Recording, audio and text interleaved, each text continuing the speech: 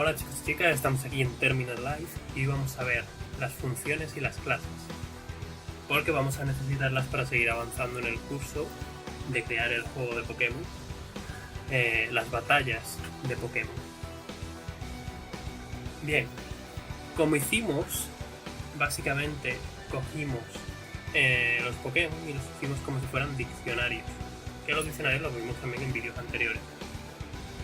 Y esto tiene un problema y es que es muy limitado. Es decir, tendríamos que programar esto, o sea, cada vez que quisiéramos hacer un proceso de ataque, de defensa o de cualquier tipo de proceso con un Pokémon, necesitaríamos... O sea, el Pokémon al fin y al cabo va a tener una serie de atributos que nosotros hemos declarado ahora mismo lo más básico que va a ocurrir. Tened en cuenta que en el juego de Pokémon realmente tú tienes una posibilidad de no solo que te hace daño, como aquí que le restamos la salud, el daño como salud, sino que realmente el daño puede ser un ataque crítico. Además, el daño puede ser en un rango, es decir, el juego finalmente va a ser, por ejemplo, imagínate que un Pokémon tiene entre 40 y 60 de daño, sería su daño. O sea, un ataque tendría entre 40 y 60 de daño aproximadamente, o entre 60 y 80, o entre 70 y 80. Claro, ten en cuenta que cada vez que tú tuvieras que ejecutar esto, cada vez que tú tuvieras que hacer un combate, tendrías que escribir manualmente ahí cómo va a ser esto. O sea, el ataque crítico, el Pokémon perdiendo la salud, exactamente qué daño le va a hacer, porque el daño es un rango entre 40 y 60, por ejemplo, es decidir exactamente qué número va a ser. Y eso obviamente no es práctico.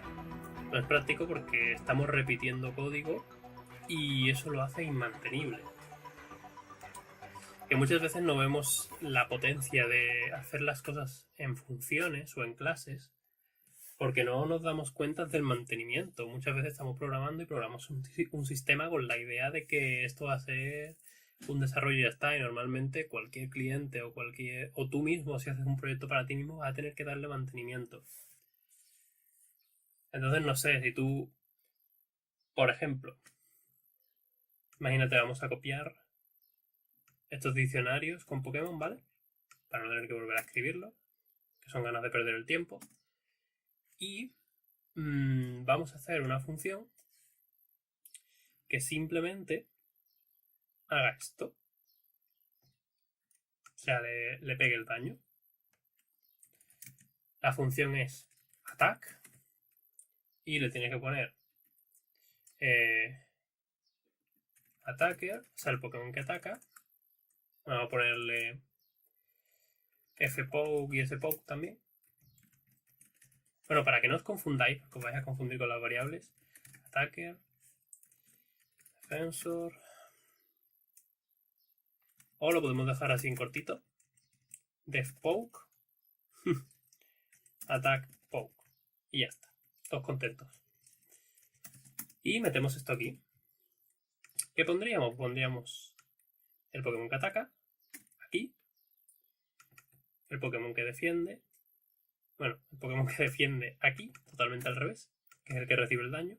Y el Pokémon que ataca aquí. Lo que hacemos es acceder a la propiedad de daño. Aquí se la restamos a la salud del otro. ¿Esto cómo funcionaría? Pues a ver, vamos a hacer primero print spoke, fpoke. Lo copiamos porque vamos a querer imprimirlo después. Voy a dejar también un print aquí para que haga nueva línea y se vea la diferencia. Y si hacemos attack y decimos fpoke, va a atacar a spoke, ¿qué pasa?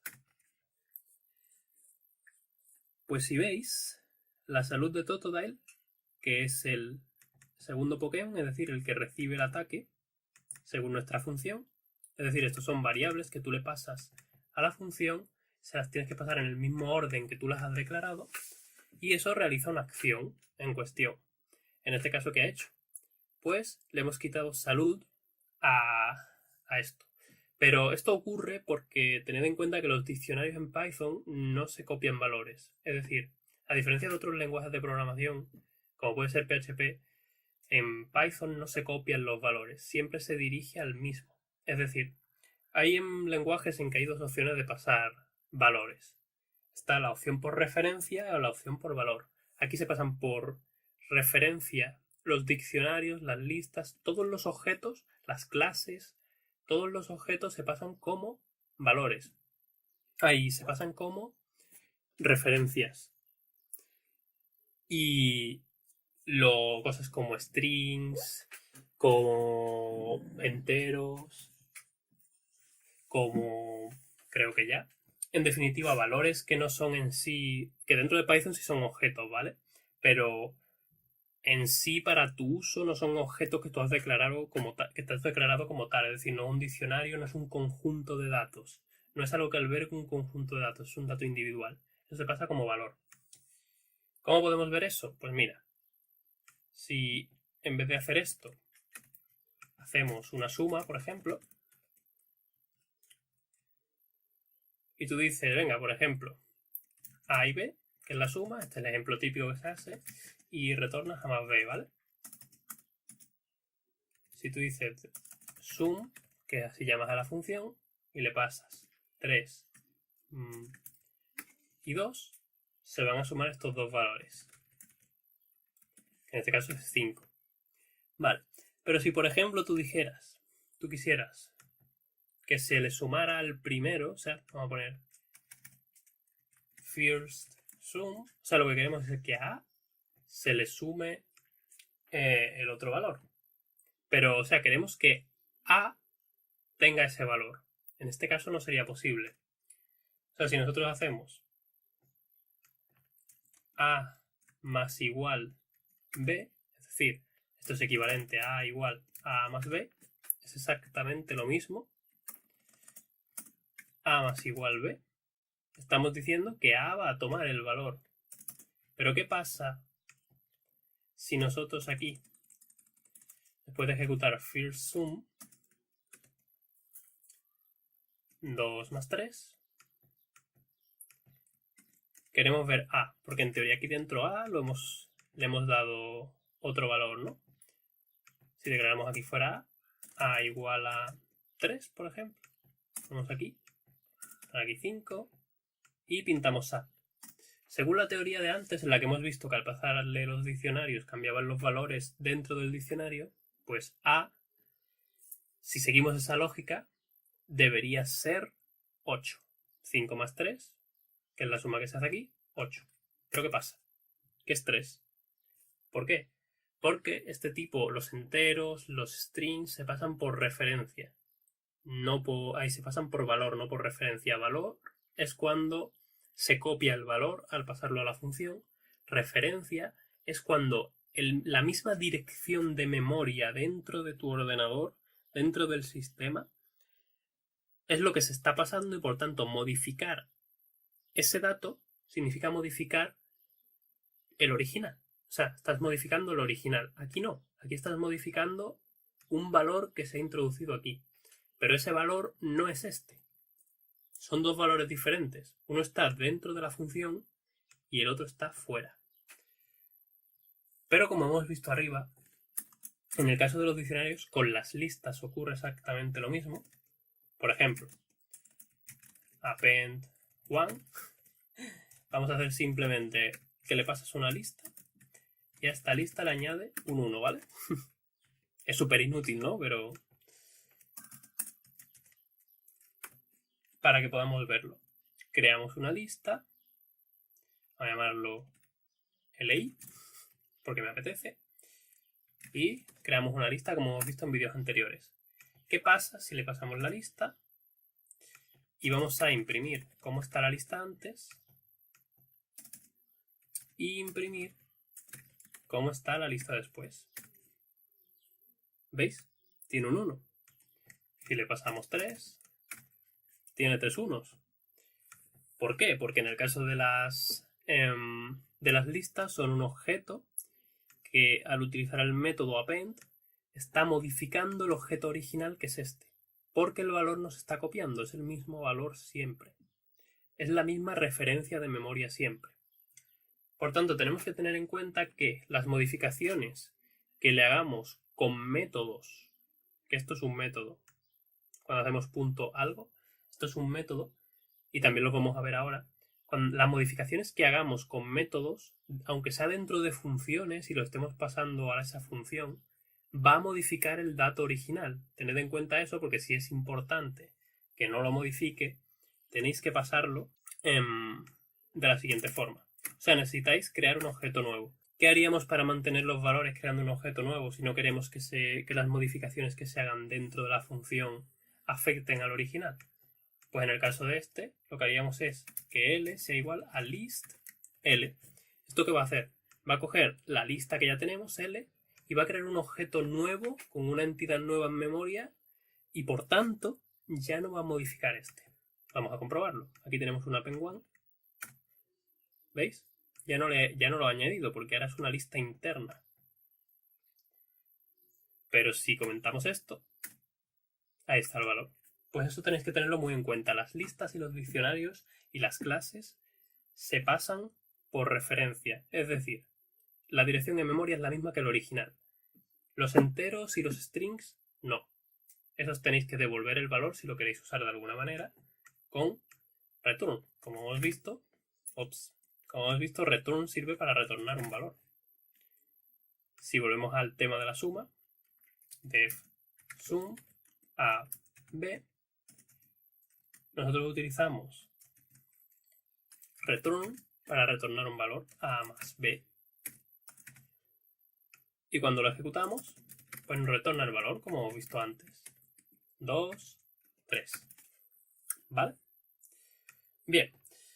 Puede ser el funcionamiento básico. Ya obviamente dentro de una función puedes incluso encadenar otras funciones que tengas. Puedes hacerlo todo lo complejo que quieras. O sea, dentro de una función puedes incluir todo el código que quieras. Lo lógico sería que fuera algo escueto. Que cada función fuera concreta de algo para que no sea un codigazo de la hostia que eso no haya quien lo lea. Pero por poder podrías incluir aquí todo el código que quieras. Y bien, en base es esto. Las funciones son una forma de no repetir código. Y también puedes no repetir código entre archivos. Que eso lo vamos a ver cuando ya empecemos a codearlo como tal. Es decir, tú puedes tener un archivo con tus clases declaradas, con tus funciones declaradas o clases, que la vamos a ver ahora. Y tú importas ese archivo, como veíamos lo de cuando hacíamos... Bueno, os lo enseño. Como veíamos cuando importábamos estas librerías que son propias del lenguaje, nosotros podemos importar nuestras propias librerías que hemos creado. Pero eso lo vemos después. Ahora mismo vamos a ver, porque las funciones ya las hemos visto, que ya veis, se declaran con def, sum, luego abrimos para... Bueno, sum no, o sea, aquí ponéis lo que quieras, da igual, a valdría igualmente, lo que sea que haga la función. Y dentro pues ponéis el código que necesitéis y si queréis que retorne algún valor tenéis que utilizar return. Y aquí dentro pues eso, puedes poner condicionales, por ejemplo, si a es mayor que 3, me retornas a más b, pero si no, me retornas a menos b. Me lo invento. Ahora, por ejemplo, como a es menor que 3, me retorna a menos b y 2 menos 3 menos 1. Es correcto. Pero si esto fuera 3, bueno, 3 no, tendría que ser por lo menos 4. Ya me retorna 4 más 3, que es esto de aquí. O sea, ya digo, dentro de esto podéis poner toda la funcionalidad que preciséis para esa función. Bien. Ahora, esto no es práctico porque, como os comentaba, podemos hacer, por ejemplo, funciones y tal, pero a mí lo que me parece mejor para este caso es utilizar clases. En vez de utilizar esto, que lo que hace lo que hemos visto, le resta el daño, funciona igual que lo que teníamos en el ciclo while antes, que lo que teníamos aquí, con la diferencia de que tenemos aquí la oportunidad de que donde hayamos utilizado la función attack, podemos, si aquí incluimos nuevo código que haga nuevas cosas, lo va a hacer. Por ejemplo, si queremos multiplicar que siempre el daño sea 2 veces mayor, pues le ponemos ahí un por 2. Y... ¿ves? Se ha quedado todo él ya con 20 de salud, se ha quedado tiritando. Cuando antes estaba quedando con bastante más. Estaba quedándose con 60. Entonces, una vez que ya tienes la función, si la empiezas a reutilizar en las distintas partes del sistema, tienes la ventaja de que si modificas esa función, modificas la funcionalidad de todo el sistema. Igual que si tienes una vulnerabilidad de seguridad, por ejemplo. Imagínate que tú lo has hecho todo orientado a funciones o a clases y tienes una vulnerabilidad. ¿Qué pasa? Que si tú modificas la función vulnerable a cierto ataque de hacking o lo que sea, ya todo tu sistema deja de ser vulnerable porque todo tu sistema utilizaba esa función. En cambio, si tú has ido codeando manualmente cada vez ese proceso, vas a tener que ir archivo por archivo modificando eso y eso es una locura. En fin. Y ahora vamos a cómo nosotros vamos realmente a declarar los Pokémon. No, espera, voy a dejar esto porque me puede servir para copiar y pegar. Todo aquí arriba. Uop. Y bien. ¿Cuál es la otra opción? Pues podemos utilizar la programación orientada a objetos. Es decir, clases. Se declaran con class, para empezar, ya veis, un poco intuitivo, ¿no? Y en este caso, pues sería Pokémon. ¿Qué podemos hacer aquí? Aquí lo que podemos hacer es definir el comportamiento por defecto de todos los Pokémon. Por tanto, declarando una vez el comportamiento por defecto de todos los Pokémon, pues ya para el 90% de lo que vamos a hacer, ya tenemos un comportamiento que podemos reutilizar mientras utilicemos esa clase. Ahora vamos a ver. Para verlo más en profundidad va a ser dentro del curso cuando declaremos los Pokémon realmente. Aquí voy a poner un ejemplo muy escueto para que se vea a lo que me quiero referir. En primer lugar, dentro de una clase, tabulando, puedes declarar métodos, que es lo que veíamos